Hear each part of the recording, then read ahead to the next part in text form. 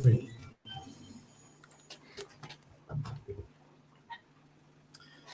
Hello. Hi, how are you? Hello and good morning, and we are live. And thank you very much for everybody who has joined us. Vernon, good morning to you, my brother. Good morning. Thank you. How are you today? Thank you very much. And hopefully, we are live both on radio. Welcome to Behind the Markets, Futuristic Friday edition. We did step into the future a little bit. I know with the time we're on right now, a little bit of technical error, but we are back on and we are ready to go. And Vernon, it is a Friday. What are your plans for this Friday, brother? So today, of course, I'm looking at just ideally, usual settings. I have a few places to be. I have a few meetings planned out for the day today, but most likely, it's. I would say it's a usual working day. I think. It's the usual suspect of days. I think we'll leave it be. We'll leave it be. It is the usual suspect of days. So let's kick off with what's happening on the markets for everybody. The first things, obviously, is the currency markets. First things first. Let's get down into it. Now, currency markets have continued down their rocky patch. That is we're now on the 104th day of loss of value. We are over halfway through the biggest loss of value in terms of the currency markets. And the market has closed to yesterday at 19.9774, 1997, bro. And it's actually getting into the thick of things. What happened in 1997? I can give you a little bit of a story. One of them is Princess Diana. Princess Diana died in 1997. That was a big, big story. You know, there's an actual story behind this, Vernon, which is actually quite interesting.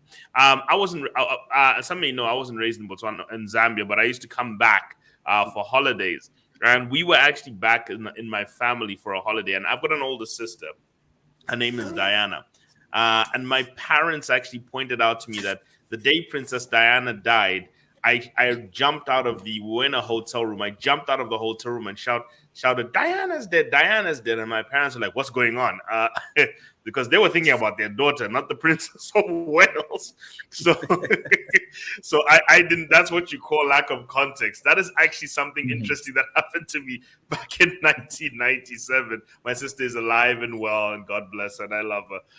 But yes, that is actually one of the interesting stories of 1997. 1997, the year Gary Kasparov defeats, Deep Blue, which was a chess computer system, defeated Gary Kasparov, who was the grandmaster of chess. So a computer defeated a human being at that, and Madeleine Albright, who was the first female Secretary of State of the USA. Big things were happening around the world. Lion King, the musical, debuted.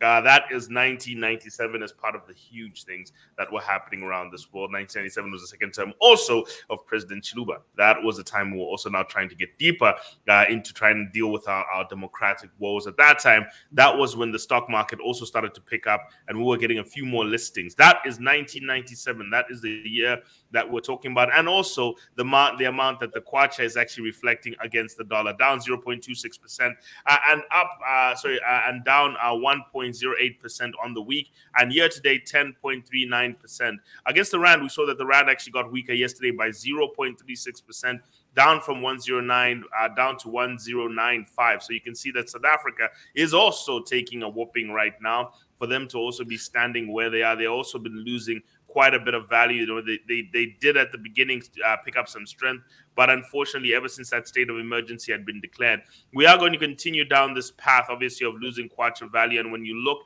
out into the horizon, what am I seeing? I'm seeing that they're ending this month with 20.81. We're ending April at 21.74, and we're ending May with 22.7. That is if we do not get a change in the trajectory of the FX rate, mainly because of the debt negotiations. Remember that one of the biggest flows of currency that's being upset right now is the lack of currency flowing in through our bond market because our debt is currently not seen as safe enough for the global investor community, and obviously due to the fact that we owed it. And remember, nobody really wants to invest in Zambia until we sort out whether offshore, I'm saying this again, offshore bondholders, not local, offshore bondholders are going to be asked to take a haircut. If you're a local, you're not going to be asked to take a haircut.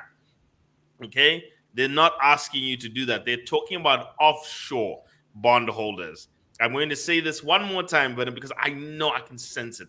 Okay, there's always that one person who like hears like 1 second of it and goes rushing to the comment section. People do not rush to Misinterpreting comment everything. sections until you've heard everything. Pardon, Yeah. Vernon? Just getting a piece of what you say and ends up in misinterpreting the entire concept. Exactly. And that's where the problems come. So do not misinterpret the concept. What I'm trying to tell you is that that is the fear that they're having, and that's why they're not able to come streaming through the markets right now. Yesterday, we do see that our bond market is up 5.06% year to date. And we still see in dollars, it's still losing value while the exchange rates are still holding at about 23.4. I remember that we're prepping for a bond auction at the end of this month. So, as we say, check yourself before you wreck yourself, and get ready to get in. Remember, at this point, you want to start putting money aside so that you're able to participate. Also, know how much you are participating each month. Bonds are a habit, like anything. Buying stock should be a habit. Turn everything to do with investing always, always, always, people, into a habit. But the closing price of the bond market yesterday was 998 point nine, sorry, 988. You know, when you have these Jacob Zuma moments with numbers, they can actually get embarrassing if you're not careful. But yes, 988, which is actually pushing our markets up 0.6% yesterday. Now looking also even in dollars, as I said, it's also down. So it's almost reflecting in the same path, unfortunately, because the dollar is equally getting as strong on the market. You can see that the dollar, the strength of the dollar is then weakening the bondholders portfolio. Most of the people who are affected by this are Zambians who are living abroad trying to invest back in their country. So I always gave people a simple rubric to follow. If you're outside the country and you're Zambian, maybe you're living abroad, most of the time you're trying to balance between your building projects, and you're trying to balance between your building projects and trying to build your portfolio, because you're trying to have something to return back to. By the way, over 95% of Zambians abroad keep their passports Zambian. So there's always that return back home. They always have that affinity, that connection. Maybe it's also the country that they're in makes it a little bit difficult to stay to become a full-fledged citizen. But the reality is 90%, 95% of Zambians keep their portfolios back home and always want to have something to invest back in. So the reality, obviously, is that because of that, many Zambians are trying to look for many Zambians abroad will try and obviously look at property, but may have to look at alternatives as well. So my statement I always say to the Zambian people is invest when the currency is strong. When the kwacha is strong, invest in bonds. When the kwacha is weak, invest in property. Okay, so that is the easiest way for you to kind of navigate your way through the market. When the kwacha is strong, invest in bonds. When the kwacha is weak, invest in property. Helps you get through things. You did see that interest rates did drop down to 24.07. They have slid down to sorry, they rose up, sorry, to 24.07 due to some sell-offs in the secondary market. We did see some sellings in the secondary market. And please, guys, in the background team, please check what's happening on radio. There seems to be a lack of connection there. But we are seeing that we did see 24.07 the interest rate. So interest rates are starting to rise. Obviously, there is a little bit of a reaction to there's a little bit of reaction to the interest rates rising from the central bank, and also a little bit of the interest rate pressure. Now, also looking at this, Vernon, yesterday we did take a look at our commodity space, and we did see that copper was down 2.27%, oil was up 0.13%, and gold was down 0.09% in dollars. What did this reflect into? Well, this reflects, Vernon, into 400 Bitcoin that's also up 0.37% yesterday, but up 55.99% year to date. One more time, people, for the chorus out there, these are highly risky assets. You only want to have 5% of your portfolio in digital assets to be safe, because it's called wealth insurance. One more time, very risky assets, people, very risky. You want to handle them with caution.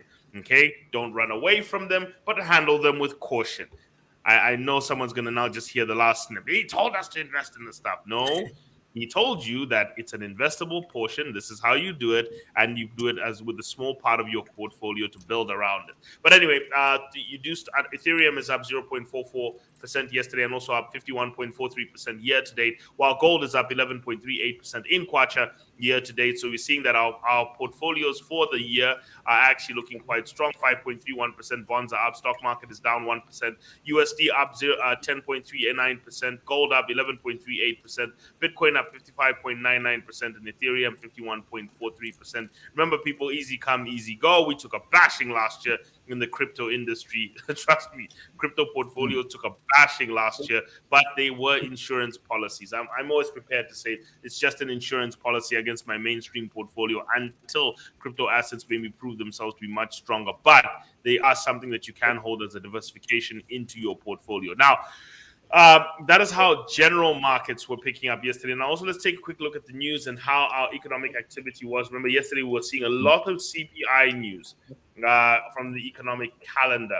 We're seeing a lot of CPI news that came out yesterday, following a lot of the PMI news. And remember that industrial data was weakening the time before, or was mixed, sorry, but it was mainly China's industrial data that adds some stimulus to it. Yesterday, housing confidence data came in from Japan. Really poor. The Japanese consumer is not in great shape right now. Spanish unemployment is down to Spanish unemployment change went up by 2.6 thousand people, as opposed to the expectation of 11,000 and also the previous month of 70,000. So Spanish unemployment is slowing down. Turkey, we did see Turkish trade continue into the negative as their currency has continued and their inflation has continued horribly. But inflation data coming out yesterday was Italy's inflation showed signs of picking up steam. Remember, Italy is not great, but Europe, here's the one that actually caught everyone's attention. Europe's core inflation went up from 5.3 to 5.6%. Europe inflation is supposed to be slowing down. It's actually picking back up. So these are signs that inflation is getting sticky, and therefore interest rate hikes across the US and various places are probably going to have to continue. Though one US Federal Reserve governor decided to say that he's not in support of higher interest rate hikes, but there's actually pressure building up. Here's the one that actually even shows harmonized inflation data.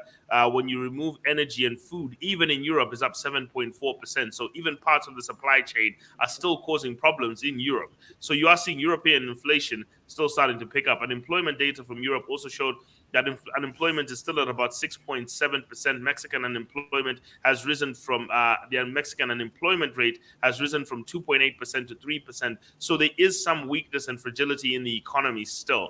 In the global economy. So there's that battle whether to continue raising interest rates at the expense of unemployment. But remember, only the American Central Bank is given that leeway to focus on both unemployment and the stabilization of the economy, while most of them are focused on the financial stabilization.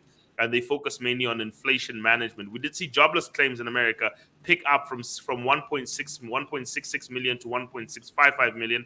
Sorry, they dropped, not picked up. They dropped to 1.655 million from 1.66 million.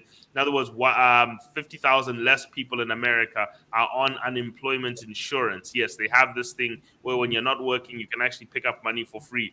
Now, the problem in Zambia, you do that, the lines, my friend, will be from here to Kasempa. I'm telling you right now, that's where the lines will be. You can't just be giving out unemployment money in Zambia. It'd be wild for this country. Where are we going to make money, people? So America does have a thing called unemployment insurance, and they do actually do that. But you have to be actively looking for a job for you to be able to get your unemployment checks. Unemployment insurance checks. Only 1.65 million people are claiming them right now. So the jobless data is actually showing that. So the Federal Reserve is probably more likely to start increasing interest rates continuously because inflation is a little bit sticky, and they're seeing that the labor market is still relatively strong. Car sales in America also started to slump down from 3 million to 2.95 million, and this is where the rest of the data shows. Now we're also seeing that inflation data from Tokyo. The Tokyo CPI has shown that inflation data in Tokyo has slowed down to 3.4%. So the view of the Japanese raising interest rates is not going to be that high. And unemployment dropped from 2.5% to 2.4%. So that's actually quite good also for Japan. The Japanese unemployment rate, but we also services PMI picking up. One of the things we're starting to see in Asia, which everyone has to get used to, is Asia used to be the industrial hub of the world. But it appears their service sectors are growing faster than their manufacturing sectors. And why is this so? Because when a nation develops, Vernon, they become rich. Once they Yeah. become rich, they start to now they start to do more in the service sector. They stop going to work in coal mines and rough work, as they may call it, or hand based work, and start to opt more for knowledge based work. So that happens in a lot of the developing world or the developed world. So when a Yeah. nation gets developed, it transitions away from farming, it transitions away from labor, just like the Americans do.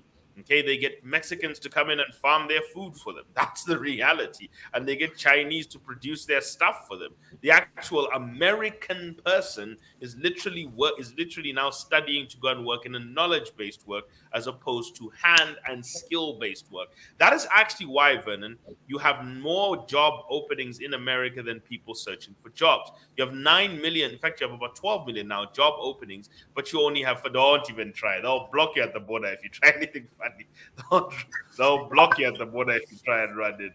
But the point is that they have 5 million people looking for work, but they have 12 million jobs, 12 million job openings, and the reason is because most of those jobs are in manual labor.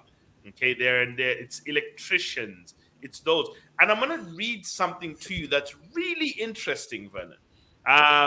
When you look at the U.S. And I'm just going to speak about the job market, and I'm transitioning today's Futuristic Friday conversation, where I'm going to be talking about skills and jobs of the future. And here's something that's interesting. A LinkedIn survey was recently done. It was published on CNBC of the 10 fastest growing jobs in the USA. And why am I reading about the USA? The reason I'm reading about it is because the USA kind of sets the tone as to what are going to be the highest paying jobs around the world. If you're going to be in the gig economy, these are the things that you're going to have to look out for. These are the things that the world will transition to. Remember that the US is the global leader, it's the global trendsetter. So these are the things you'll probably find in a lot of businesses, and especially the multinationals. Okay? So just pay close attention. 10 fastest paying jobs, fastest growing jobs that pay well. One is called the head of revenue operations. The head of revenue operations of a business oversees all aspects of an organization's revenue generating activities, often working closely with the sales and marketing department to ensure go to market strategies support the goals of the business and they are aimed at revenue growth. This position is also often labeled Chief Revenue Officer or Head of Revenue Management. Can you imagine that title, Vernon? Even I would have my chest out. Chief Revenue Officer. Hey, you know, that's a position, guys. Salary ranges from $70,000 to $300,000 a year in the USA. Human resource analytics manager. Job description. The human resource analytics manager are responsible for collecting and analyzing and reporting HR related data within the organization, such as performance, attrition, employee demographics. And this is a position often labeled people analytics manager or talent analytics manager, pays $41,600 a year to $122,600 a year. Now, because of the rise of wokeness and all the kids who are marching on the street and decide they're going to be woke, the third fastest growing job is a diversity and inclusion manager. That's a joke of a job. The diversity and inclusion manager usually leads a team in people in supporting initiatives related to fostering diversity and equity and inclusion and belonging. These Americans have issues within an organization. Salaries range from $60,000 to 140. How do you pay someone $145,000 a year to be a diversity manager? You know what this sounds like? This sounds like the guy or the woman who went to school and didn't study something proper. They studied puppeteering or the history of dance art or something like that, and now they're trying to scramble a job. So like this is white guilt at its highest, by the way. The fourth fastest growing job, Vernon, and this is the part I love about this, is a truck driver. Uh, and I don't think we have to no and listen to how much truck drivers are earning in America. Okay, a truck driver is responsible for transporting goods and logistics. I think we all know what a truck driver is, but I don't need to explain it. But Bingo. according to the salary surveys, $53,000 a year to $120,000 a year. Imagine you went to school for 4 years and had a master's in teaching, and you're getting paid like 40 grand. But Earl, the truck driver from down the street, who finished the 12th grade and learned how to drive a pickup, is earning $120,000. I actually saw a video about an electrician in America, a woman electrician who was earning $120,000 as an electrician for the municipality of New York State. Okay, so I mean, for New York City. Okay, so already what's happening is that a lot of the pay is now starting to go, Vernon, to these manual labor jobs because they're in short supply. For example, there's a shortage in America of car mechanics. They're actually having an issue of this. Now, I don't want to abandon my sword to now just try and look for the closest plane ticket. They'll stop you at the border, people. But they're specifically also looking for mechanics who can speak Spanish. So, hablo español, brothers. That may get you in there. But the reality is that one of the guys who owned an auto shop was saying, I've run out of mechanics, and I'm at the point where I'm actually paying some of my head mechanics $110,000 a year. Okay, so think about you're even considering being a mechanic. That facial expression, you're even considering it now. So I'm just telling you that what's happening is because everyone went into the knowledge-based sector. There's supply shortages of labor in the physical sectors. The other five, what's it? The other fastest paying jobs: employee experience manager. I don't even know what that is. Employee experience manager oversees the processes that support employee management, well-being, development within an organization, which include trade. That's how you can tell this country is fully employed. Like these positions start to pitch up in Zambia. Just you don't need an employee experience, man. You just need a job. Like in Zambia, no one is asking for inclusivity. They're just asking to have a job. That's how tough it is for us. But for them, I need to feel included. I need to have a good experience. That's how you can tell they've got a really nice system happening there. Employee experience managers are paying 55,000 to 125,000 jobs. Now, here's where it's getting serious. Sales enablement manager. This one is a person who's a specialist known as a sales and operations associate, supports the sales team through improving the processes and providing internal tools and training for sales rep. Now, this is a real position right here because most business want to increase their revenue. Advanced practice provider is a licensed medical provider, such as a physician's assistant, a nurse's practitioner who performs primary care. So a nurse or a physician's assistant is earning $90,000 to $129,000 in America. A nurse.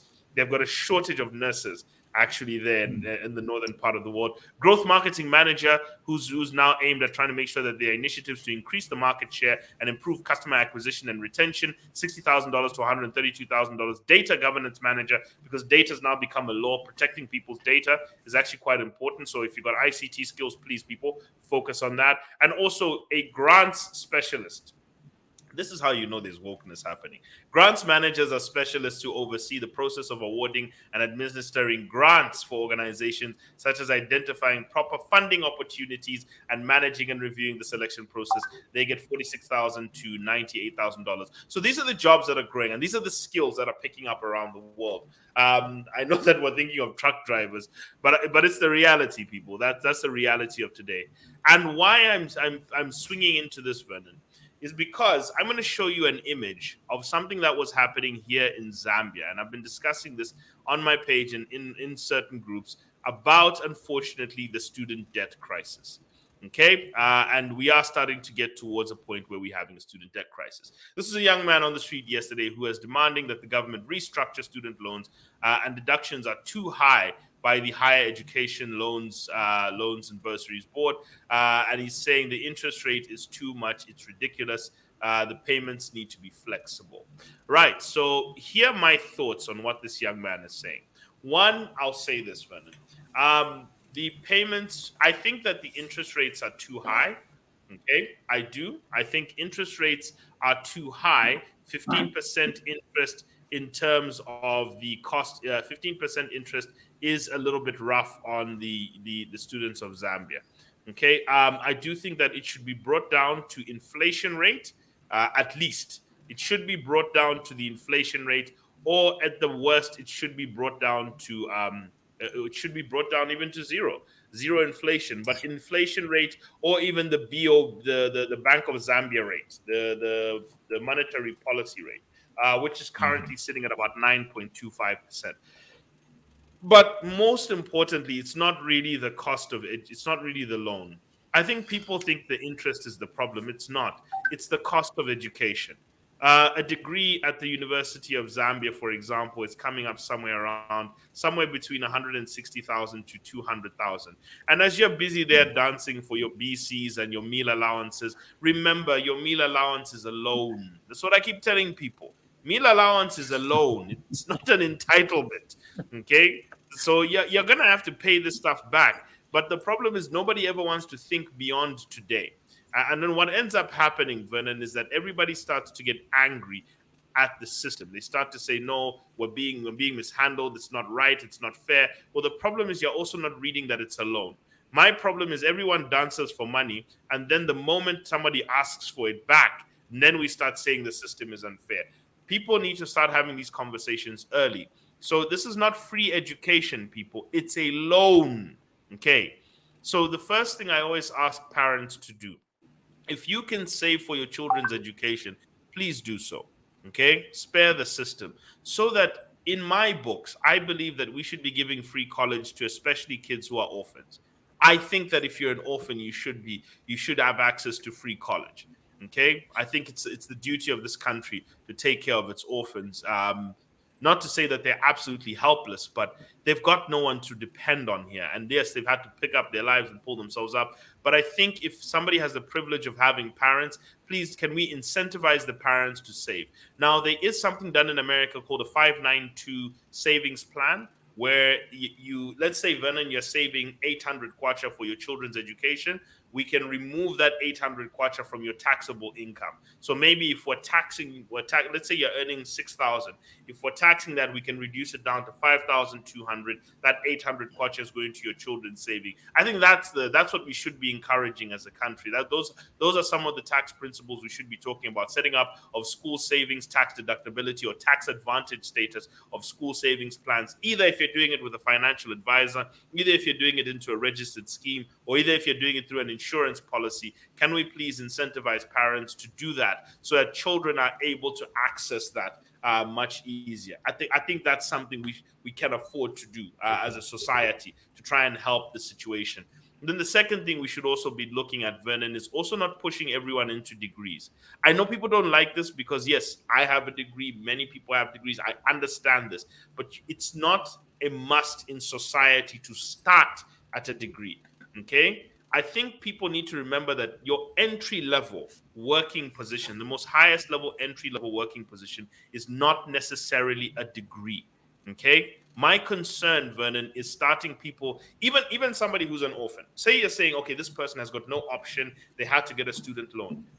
But imagine, Vernon, if a person who has parents who are economically stable gets a 200,000 kwacha student loan, okay, they can go and live with their parents for the first 10 years of their life as they pay off that student loan. So they have their parents to offset them. You tell me, what does somebody who has no options in life, who has no one to take care of them, where can they stay? They have to face the full brunt of paying back that loan. So is it right to even subject them to a 200? I even argue that it may not be even the wisest thing to make them take out a 200,000 kwacha loan and saying it's their only option. So I think what we need to do is start widening the net a little bit. And why I say this, Vernon, is work is changing very quickly. Listen to those top 10 jobs I listed. Those were not the top 10 jobs 10 years ago. It's changing. The work world is changing. Today's social media manager is a high paying role. Today, TikTok managers and video content managers are high paying roles. Being a consultant in that space, programming, those are high paying roles. So the first thing I would venture many people to do is, one, let's try and get the people who can save to save, so that the people who need help can get help. Okay, without having to cater for people whose parents could have saved but didn't. Two, can we start to now think about where people are getting degrees? It's all good and well to get a degree, but Vernon, do you know what the pay scale of that is? Because you're getting a loan. What is the return on investment? So let me share with you from the Labor Force Survey 2021 what the pay grades for each sector of the economy are, so that you know where you're going to operate in with your degree. And as you can see here, people, this is the pay grades of the top of all the sectors of the economy. And you can see the number one position there is standing with ICT, okay, information technology. So the information sector is paying an average of 9,747 kwacha in salary. Now, this is not for people graduates. This is just for everyone. So I'm just trying to tell you that look for where the pay is. Electricity and gas and air conditioning, in other words, utilities, electrical utilities are coming in with a salary of 9,629. Professional and scientific and technical services, this is 8,238. Financial services have an average salary of 7,740. Mining and quarry tops out the top five with 7,335. So maybe take a look at where you're going to be operating and what is the pay scale there. And if you take a look at the bottom places, real estate is the worst paying jobs with 1,694. And I think that's probably most of the informal, the guys who are hustling. Like I'll show you let me show you a house, those guys. Household activities, in other words, domestic work, 2,922. Accommodation and food services, in other words, the hospitality sector, 2,606, and most of those are menial laborers. And trade, repair, and retail. That's what this is, 2,651. So where are you likely to find work? What area are you in? What are they paying? You should know that, so that you know what your loan is going to, what the probability of return on investment is. Now, let's take a look also, Vernon, at another stat I'd like to share, and this has got to do with I created something called the Employment Earnings Matrix, okay? And this comes from Labor Force Survey 2020 and Labor Force Survey 2020 and 2021, and it looked at and I've looked at some various things based on your education level. I don't know if I don't know if you can see this clearly, or if I'm holding this on my own. I don't know if you can see. Just give me a heads up if you can. This, It's good. sure. All right. So this is based on each education level, the maximum education level that a person has attained. Have they gone as far as nursery? Have they gone as far as primary? Have they gone as far as secondary? Diploma, bachelor's, and master's. So let's take a look at the percentage of people employed, okay, out of those. So this is the percentage of the population with that education level. 15% of people who have not had any education are employed. This out of the adult population. 21% of people who have done grade 1 to 7 are employed. 32% of people who have done grade 8 to 12 are employed. Now look at the big jump that happens from up to diploma. Now we're seeing 64%. So the first thing you just need to do to drastically improve is actually just to get a diploma or a certificate. Your initial point of hireability in Zambia is at diploma and certificate level. So there's this assumption that you need to take on a 4-year degree when a 1 to 3 year diploma can get you into the working world. Now, obviously 76% of degree holders, so you can see that it's only a 12% bump up. It was a 32% bump up from the secondary to diploma level, but it's only a 12% bump up. You're only increasing your hireability by 12% by taking on this 200,000 kwacha loan, okay, to try and start your life. Okay, 150 now, it's getting up to 200,000, and master's level 84 to 34,000 average cost you'll see there. So now let's take a look at the monthly earnings. Obviously, it does improve. The more educated you are, the higher your earnings are. And as you can see, if you finish secondary school, your earnings are about 3,300 kwacha. If you finish diploma level, your earnings jump up to 7,209 kwacha, while degree then becomes 11,000. So you can see there's a 4,000 kwacha gap between each of these. And then master's level, those people get about 21,300. This is on the Labor Force Survey 2021 latest statistics that showed this. So you do something in order, Vernon, to see what you're likely to get. You multiply the probability of being employed with the amount that you're likely to earn. And this is what we call expected monthly earnings, or the return that you'll get in terms of monthly earnings from the degree or diploma or the education level you're highly to attain. And you can see there that if you look at diploma level, the expected outcome is about 4,607. That is 336% higher than the previous level, which is your secondary. So that is a huge dividend. That's what I call the marginal earnings dividend of this. And then the next thing you're looking at is your bachelor's degree, which can get you basically an expected outcome of 8,534. Now, this includes experienced workers, not people coming straight out of college. And you get 85% dividend from the previous level. And then obviously masters, that almost doubles that 111%. So evidently, here's what happens. Every time you educate yourself, you at least double what you're earning, or you double your earnings capacity. Okay, with every level of education attained. The problem is going straight from secondary school to degree costs you 200,000 kwacha in debt, but then it's yielding 8,000 kwacha only in at a 15% interest, by the way, but it's yielding you 8,000 kwacha in earnings. And if you annualize that, that's 100,000 kwacha in earnings. So you're earning annually only half of what you owe initially. Okay, that's a bit difficult. But if you take a look at your your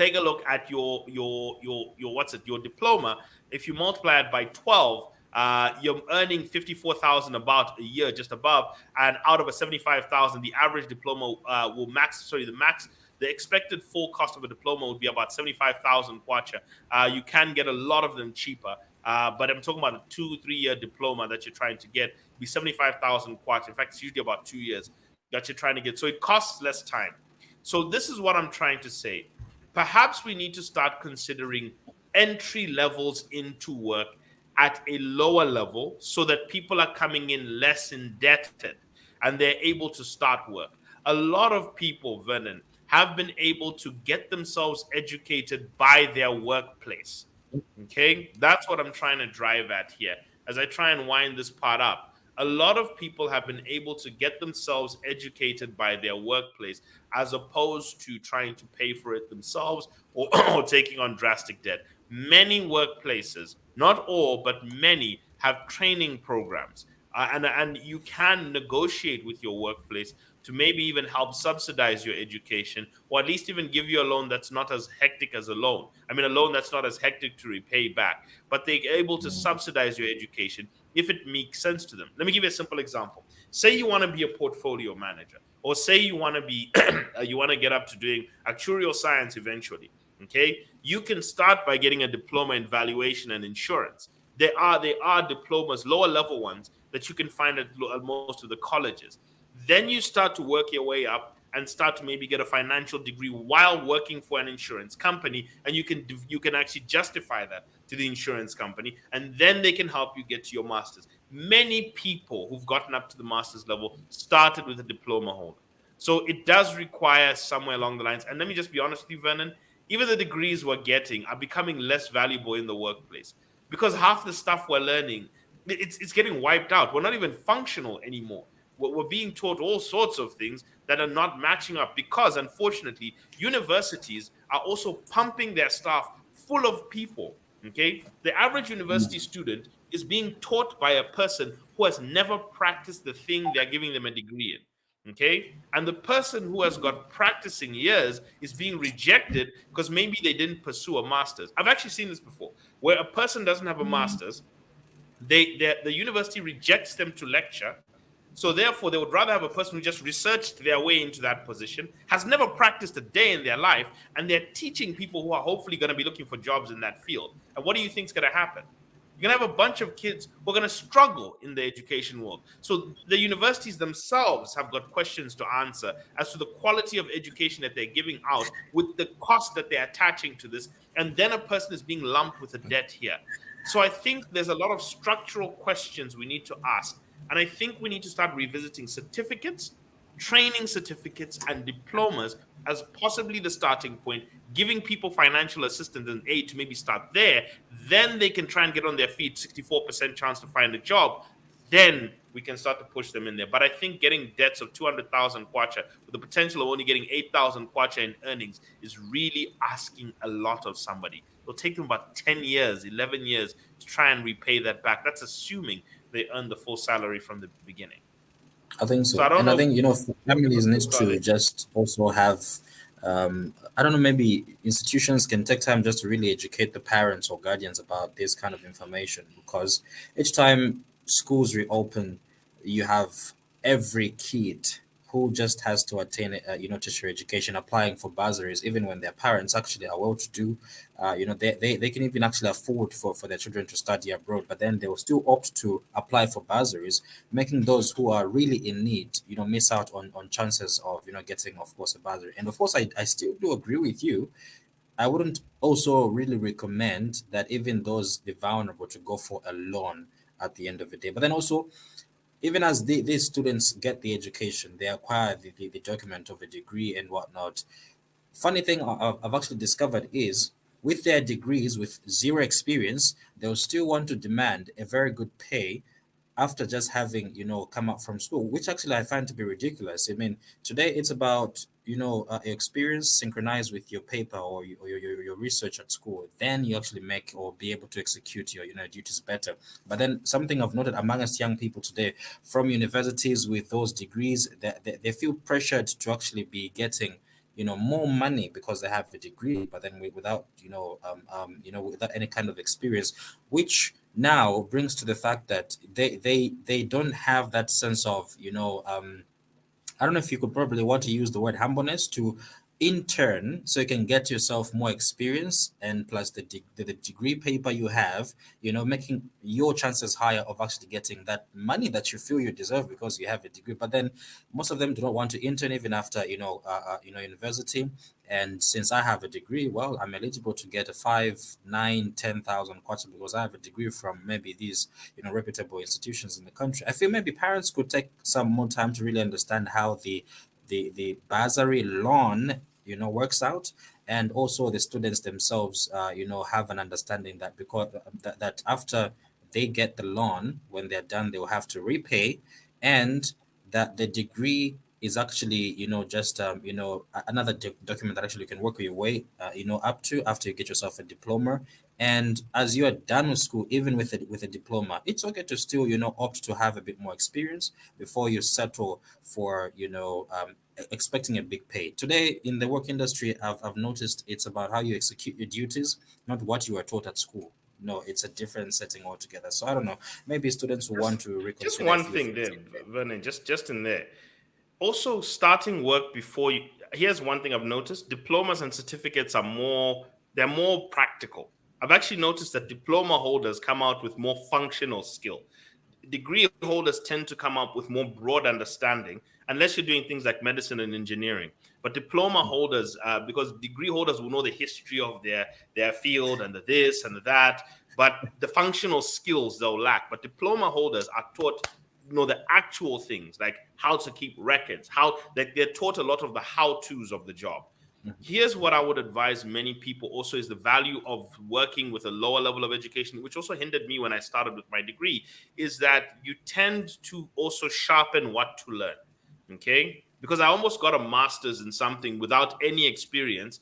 And I've actually come to appreciate not taking that step and actually saying, you know what? Let me actually get experience. It was very important to get experience first because it sharpened the decision and it guided it better. A lot of people are making bad education decisions and selecting the wrong things because they have no experience in those areas and they don't know what to learn and what is valuable. Experience, just remember, I want to remind you people, the value of a person in terms of the working world, in terms of their effectiveness, is broken into three components: instructional education, social education, and life education, experience. Okay. And the first thing you have to understand is your education, the certificate, only counts for 10% of your value. I'm just being honest with you. Your exposure in terms of who you know, who you've networked with, being coached, being managed, that stuff, that adds another 20 to 30% or 20%, sorry, to your value. 70% comes from your experience because you have real world examples and real understanding, and you've been able to analyze and create wisdom and sharper decision making. Your decision making is not sharp until you've been in the real situation, making calls there and handling it. So my view is this: before you take out a 200,000 kwacha loan, okay, perhaps consider, am I entering the right industry? Do I understand it well enough? And what I've noticed, Vernon, is people who are actually working tend to pick more practical degrees when they're now getting to their degrees. They tend to be very practical, while those who've never worked tend to be very theoretical about picking their degrees and their masters. And you tend to see now who can then thrive in the work world and who starts to pick more things that are, they'll look at things that are in demand. And most people who are working will start to look at things that will help and support their work. They'll say, okay, this is actually part of me getting to the next level, getting to management and stuff like that. So they'll pick things that are in line with their work more than they'll pick things that sound fancy in society. So that's why experience does two things. It improves your value, but it also improves the education decision. That's why it'll make a bit more sense to start a diploma level rise up. And we need to start looking at what are the options of supporting people. I'll give you a simple example, Vernon. Look, I've made a decision for a family member as well in this area. And I said, we actually spoke, and I said, this person can end up getting a 200,000 kwacha loan and they're going to have an issue. And I said, let's take this person for a training program where they can start having a skill, the actual skill that they can utilize, and then build a degree onto that later. Absolutely. I definitely agree. Yeah. Well, I'll leave that there for people to think about. That is Futuristic Friday. That's a thought. Nothing is bigger than the future of the education of the children. But that's my take on the student loan problem. Have a wonderful weekend, my brother. I appreciate it. Thank you so much. Enjoy your weekend as well. Cheers.